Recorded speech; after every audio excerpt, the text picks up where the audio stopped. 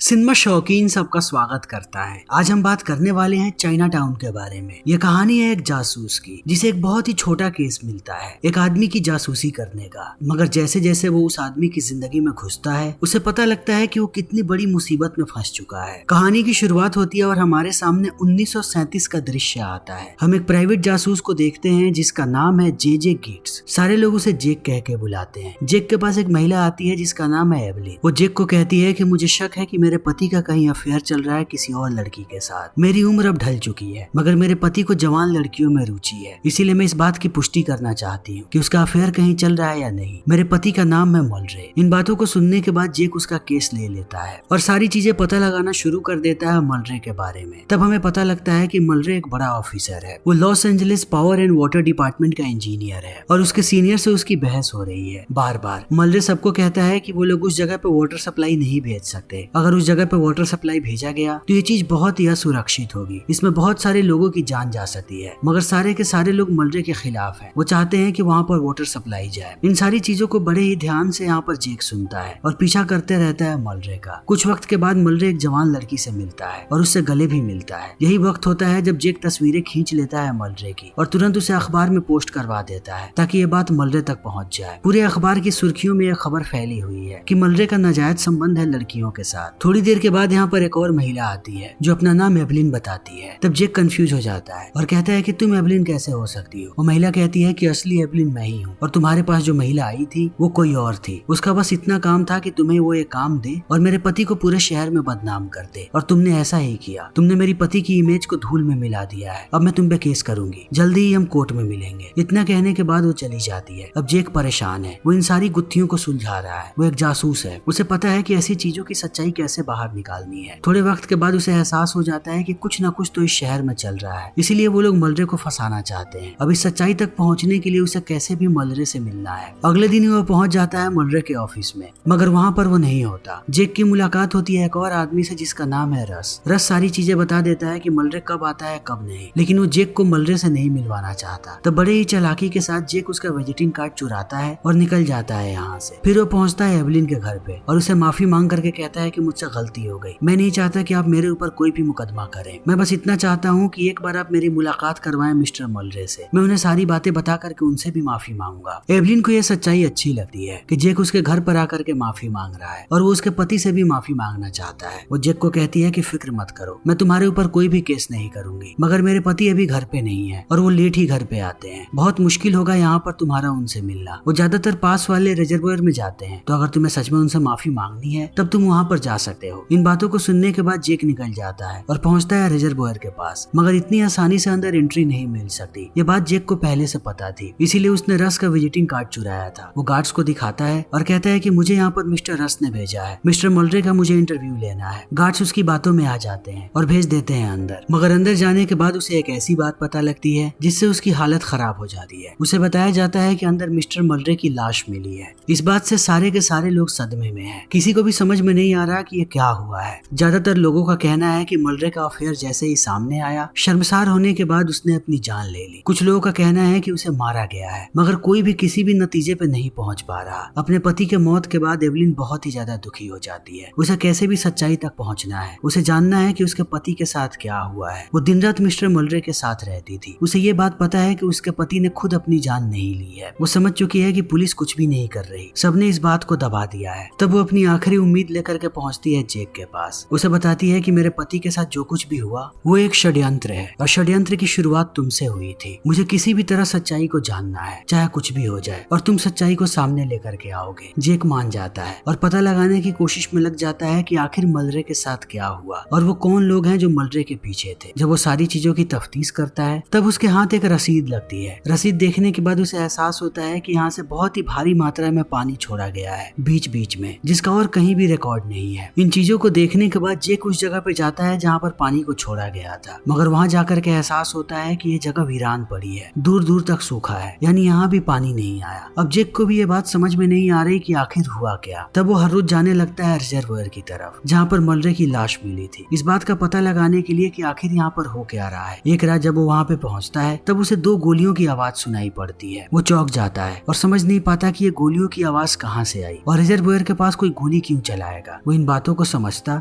उससे पहले पानी का गेट खुल जाता है और पानी की एक बहुत ही तेज धारा आती है उसकी तरफ, जिसमें जेक बहने लगता है। बहुत मुश्किलों के बाद वो अपने आप को संभालता है और जाली के एक दरवाजे को पकड़ लेता है, मगर इस पानी का बहाव बहुत ही तेज है। वो अपनी पूरी कोशिश कर रहा है कि वो इससे निकले, मगर इतनी आसानी से वो निकल नहीं पाता। अंत में जाली को पकड़ करके वो चला आता है ऊपर, मगर वो यहाँ से भाग पाता उससे पहले उसे 2 लोग पकड़ लेते हैं, जिसमें से एक आदमी बताता है कि मैं वाटर डिपार्टमेंट का सिक्योरिटी चीफ हूँ, मेरा नाम है क्लाउड और अब तुम्हारे ऊपर ट्रेसपासिंग का चार्ज लगेगा। बिना किसी काम के तुम हमारे प्रॉपर्टी के अंदर घुसे हो और हमारा नुकसान कराने की कोशिश की है, लेकिन इतना ही काफी नहीं है, सजा तुम्हें अभी के अभी मिलेगी। वो एक आदमी को सामने बुलाता है और कहता है कि मैंने तुम्हारे बारे में पता किया है, तुम्हें आदत है हर जगह अपनी नाक घुसाने की और सबको परेशान करने की, मगर आज के बाद तुम ये नहीं करोगे। तुम जब भी ऐसा कुछ करोगे तुम्हें यही लम्हा याद आएगा कि अपने नाक को अपने पास रखना है। इतना कहने के बाद वो उस आदमी को इशारा करता है। वो आदमी चाकू निकालता है और जेक के नाक के आधे हिस्से को काट देता है, जिससे जेक को बहुत ही तेज दर्द होता है। वो लोग उसे वार्निंग दे करके निकल जाते हैं। जेक अपना उपचार करवाता है, मगर अभी भी वो शांत नहीं बैठने वाला। वो कैसे भी इस केस की सच्चाई पता लगाना चाहता है। एक दिन जब वो घर पे बैठा होता है तभी उसे एक औरत का कॉल आता है। वो अपना नाम बताती है ईदा। थोड़ी देर के बाद बात करने के बाद उसे एहसास होता है कि ये वही औरत है जो सबसे पहले इसके ऑफिस में एवलिन बन करके आई हुई थी। जेक उससे बहुत सारे सवाल पूछता है, मगर वो उसके सवालों के जवाब नहीं देती और कहती है कि अगर तुम्हें सच्चाई जाननी है तो मैं जैसा कहती हूँ वैसा करो। जिस दिन मलरे मरा था उस दिन के अखबार को निकालो, उसमें डेथ नोटिस वाले कॉलम को देखो कि और कितने लोग मरे थे। जेक तुरंत उस अखबार को निकालता है और सबके नाम को चेक करने लगता है, मगर उसे कोई भी नाम फेमिलियर नजर नहीं आता। फिर भी उसे पता है कि भविष्य में ये चीज उसके काम आ सकती है। वो उस अखबार को अपने पास रख लेता है और दोबारा पहुंचता है वाटर डिपार्टमेंट के ऑफिस। थोड़ी और तफ्तीश करने के बाद उसे एक नाम मिलता है और वो नाम होता है नोआ। नोआ वही आदमी है जो शहर के सारे पानी को ऑन करता है। बिना उसके मर्जी के ना कहीं पानी जा सकता है और ना ही कहीं से पानी आ सकता है। थोड़ी और तफ्तीश करने के बाद जेक को पता लगता है कि इस काम में मलरे पार्टनर था नोआ का। तब उसे ये बात समझ में नहीं आती कि ऐसा कैसे हो सकता है। मलरे एक मामूली इंजीनियर था जबकि नोआ बहुत ही अमीर आदमी है, तब वो उसका पार्टनर कैसे हो सकता है। तब थोड़ी देर के बाद उसे पता लगता है कि नोआ उसका ससुर था, इसीलिए उसने उसे अपना पार्टनर बनाया था। नोआ कोई और नहीं बल्कि एवलिन का पिता है। अब जेक को एहसास होता है कि अगर उसे यहाँ से आगे की गुत्थी सुलझानी है तब उसे जाकर के नोआ से मिलना पड़ेगा। बिना वक्त गवाए वो पहुंच जाता है नोआ के पास और अब तक की सारी बातें उसे बताता है। नोआ कहता है कि तुम्हें शायद पता भी नहीं है कि तुम क्या बात कर रहे हो और किस मामले में उलझे हो। तुम एक बहुत ही छोटे आदमी हो, तुम्हें पता भी नहीं कि तुम्हारे साथ क्या हो सकता है। जो चीज तुम्हारे नाक के साथ हुई है वो चीज तुम्हारे पूरे शरीर के साथ भी हो सकती है। तो अपने आप को और अपने नाक को इन चीजों से दूर रखो। मैं तुम्हें एक और केस देता हूँ। मलरे की एक रखेल थी जो गायब हो गई है, उसे ढूंढने की कोशिश करो। जितनी फी तुम्हें लोग देते हैं मैं उसे 2 गुना ज्यादा दूंगा। बस तुम उस औरत को ढूंढ करके मेरे पास लेकर के आओ। इस काम में कोई खतरा भी नहीं है और कोई भी तुम्हारे पीछे नहीं आएगा। तुम्हारी नाक सलामत रहेगी। जेक यहाँ से निकल जाता है और आगे के काम पे लग जाता है। इसी बीच उसे पता लगता है कि नॉर्थ वेस्ट की तरफ जितने भी रियल एस्टेट के प्लॉट्स हैं उन सब के हालत खराब हो रहे हैं। उन सब के रेट्स बहुत ही तेजी से नीचे गिर रहे हैं और ये सब कुछ हो रहा है वाटर सप्लाई के कारण। जेक को इतनी बात समझ में आ जाती है कि वाटर सप्लाई से नॉर्थ वेस्ट का कुछ ना कुछ तो कनेक्शन है। वो बिना वक्त गवाए पहुंच जाता है वहाँ पे, मगर जैसे ही वहाँ के किसानों की नजर उस पर पड़ती है वो सारे लोग उस पर टूट पड़ते हैं। बहुत समय से यहाँ के वाटर सप्लाई को रोक दिया गया है, सिर्फ इसलिए क्योंकि यहाँ के जमीन के भाव गिर जाएं और बड़े बड़े पूंजीवादी इन जमीनों को कचरे के भाव में खरीद लें। बार बार लोग इन्हें धमकाने भी आते हैं कि ये लोग अपनी जमीनों को बेच दें। इन सारे लोगों को यही लगता है कि ये आदमी भी उन्हें धमकाने आया है और इन पर दबाव बनाएगा कि ये लोग जमीन को बेच दें। ये भी वाटर सप्लाई के लिए काम करता है। बिना जेक की बात सुने सारे लोग उसे पीटना शुरू कर देते हैं।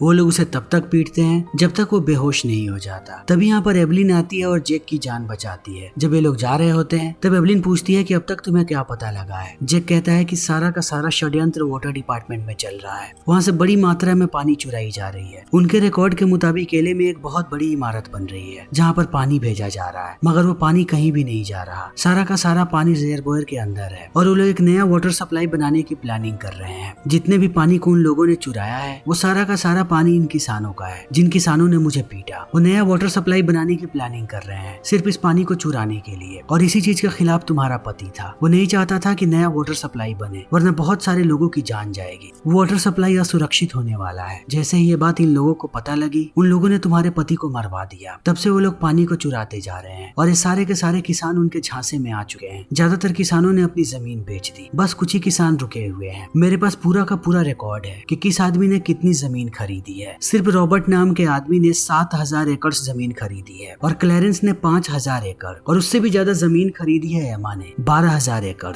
और सबसे ज्यादा जमीन जमीन खरीदी है जैस्पर ने 25,000 एकड़, और ये सारी की सारी जमीनें इन लोगों ने कचरे के भाव में खरीदी है, सिर्फ वाटर डिपार्टमेंट की मदद से। ये बहुत ही बड़ा षड्यंत्र है। सारे किसानों को उन लोगों ने बर्बाद करके रख दिया। मगर जैसे ही यहाँ पर जेक जैस्पर का नाम लेता है, उसे कुछ याद आता है। वो तुरंत उस अखबार की कटिंग को निकालता है और उसमें देखता है कि डेथ नोटिस में जैस्पर का भी नाम है। तब वो सारी कड़ियों को जोड़ने लगता है, क्योंकि ये डेथ नोटिस 2 सप्ताह पहले की है, मगर जमीन की रजिस्ट्री सिर्फ 1 सप्ताह पहले हुई है। यानी कि रजिस्ट्री में भी बहुत ही बड़ा घपला हुआ है। अब इन दोनों को सच्चाई का पता लगाना है। ये लोग सबसे पहले वहाँ पे पहुँचते हैं जहाँ से पता लगा सके कि जितने भी लोगों ने जमीनें खरीदी हैं वो सारे लोग कहाँ पे रहते हैं। बहुत देर तक छानबीन करने के बाद इन्हें पता लगता है कि रेस्ट होम के बारे में, जहाँ पर ज्यादातर खरीदार रहते हैं। बिना वक्त गवाए ये लोग पहुँच जाते हैं और वहाँ जाने के बाद इनकी सबसे पहली नजर पड़ती है एमा नाम के औरत पे। उसने भी वहाँ पर जमीन खरीदी है। ये लोग उससे पूछताछ करना शुरू कर देते हैं। तभी इस बात की भनक लग जाती है यहाँ के मैनेजर को। वो आकर के इन्हें बीच में ही रोक देता है कि ये लोग ऐसे मेहमानों से पूछताछ नहीं कर सकते। जब ये लोग बात कर रहे होते हैं तभी जेक को एहसास होता है कि मैनेजर ने पहले ही क्लॉड को कॉल कर दिया है, जिसने जेक की नाक काटी थी। यानी क्लॉड अपने आदमियों के साथ आता होगा। तब जेक और एवलिन दोनों अपना दिमाग लगाते हैं और बड़े ही चालाकी से निकल पड़ते हैं यहाँ से और भागने लगते हैं। एवलिन को पता है कि उसका घर सबसे ज्यादा सुरक्षित है। वो जेक को लेकर के चली जाती है घर पे। जब रात में ये दोनों अकेले होते हैं तब ये धीरे धीरे एक दूसरे के करीब आने लगते हैं। अब तक इन दोनों ने एक साथ बहुत समय बिताया है। कहीं ना कहीं इन दोनों के अंदर एक दूसरे के लिए कुछ न कुछ तो बनने लगा है। इसीलिए दोनों इंटीमेट हो जाते हैं और जेक एवलिन के ही घर सो जाता है। तभी आधी रात में एवलिन का फोन बजता है। वो तैयार होकर के यहाँ से जाने लगती है। जेक समझ जाता है कि दाल में कुछ काला है। वो चुपके से उसका पीछा करता है। थोड़ी देर के बाद एवलिन पहुंचती है घर के पास और चली जाती है अंदर। तब जेक भी अंदर झांकता है। वो देखता है कि एवलिन यहाँ पर एक लड़की से मिल रही है। लड़की को देखने के बाद वो दंग रह जाता है, क्योंकि इसी लड़की की तस्वीर नोआ ने दी थी और कहा था कि ये लड़की रखेल है मलरे की। अब जेक इंतजार करने लगता है कि एवलिन कब बाहर है। जैसे ही एवलिन बाहर आती है वो उसे कहता है कि तुमने इस लड़की को बंधक बना करके रखा है, क्योंकि ये तुम्हारे पति की रखेल थी। एवलिन डर जाती है और कहती है कि तुम क्या बोले जा रहे हो। ये लड़की कोई और नहीं बल्कि मेरी बहन है। उसका नाम है कैथरीन। अब इन बातों को सुनने के बाद जेक कड़ी से कड़ी को जोड़ने लगता है कि अगर कैथरीन एवलिन की बहन है तब नोआ ने ऐसा क्यों कहा कि वो रखेल है मलरे की। इस परिवार में कुछ ऐसा चल रहा है जिसके बारे में किसी को पता नहीं। इस परिवार ने किसी न किसी राज को दफन करके रखा है। वो इस बारे में सोच ही रहा होता है। तभी उसका फोन बजता है। फोन उठाने के बाद उसे पता लगता है ईदा के बारे में, कि ईदा अभी एक मोटेल में है। वो पहुंच जाता है वहाँ पे। वहाँ जाने के बाद उसे पता लगता है कि अंदर ईदा की लाश पड़ी हुई है। यहीं पर उसकी मुलाकात होती है लेफ्टिनेंट एस्कोबार से। ये दोनों कभी दोस्त हुआ करते थे, इसीलिए एस्कोबार उसे पूरी बात बताता है। कहता है कि हम जब यहाँ पर आए तो इस लड़की की लाश पड़ी थी, लेकिन मैं तुम्हें एक और बात बताना चाहता हूँ। मलरे की जब ऑटोप्सी रिपोर्ट बाहर आई तब उसके लंग्स में खारा पानी पाया गया है, मगर जहाँ पर उसकी लाश मिली रिजर्वोयर के अंदर कोई भी खारा पानी नहीं है। यानी कि वो रिजर्वोयर में नहीं मरा है, उसे कहीं और मारा गया है और फिर लेकर के आया गया है रिजर्वोयर के अंदर। अब इस पूरे केस में प्राइम सस्पेक्ट है एवलिन। हमारी मदद करो ताकि जितनी जल्दी हो सके हम एवलिन को पकड़ सके। मगर अब जेक किसी से बात नहीं करना चाहता। वो खुद जाना चाहता है एवलिन के पास। भागते हुए वो पहुंचता है घर पे। घर जाते ही उसकी नजर पड़ती है बाहर वाले तालाब में। इसके घर के पास ही एक तालाब है छोटा सा, जिसके अंदर का पानी खारा है और इसी पानी के अंदर उसे एक चश्मा भी नजर आता है। जेक को शक होने लगता है कि कहीं मलरे को यहीं पर मारा गया है। अंदर जाकर के वो देखता है कि सारे के सारे नौकर पैकिंग कर रहे हैं, यानी कि एवलिन यहाँ से भागने वाली है। तब वो एवलिन को पकड़ता है और कहता है कि मुझे पूरी सच्चाई जाननी है, खास करके कैथरीन के बारे में, कि कैथरीन कौन है। मगर एवलिन कुछ भी नहीं बताती। तब जेक उसे थप्पड़ मारता है। थप्पड़ के बाद वो फूट फूट के रोने लगती है और कहती है कि मैंने तुमसे झूठ नहीं बोला कि कैथरीन मेरी बहन है, मगर कैथरीन मेरी बेटी भी है। जब मैं 15 साल की थी तब मेरे पिता ने मेरा बलात्कार किया था और फिर कैथरीन पैदा हो गई, यानी कि मैं उसकी बहन भी हूँ और उसकी माँ भी।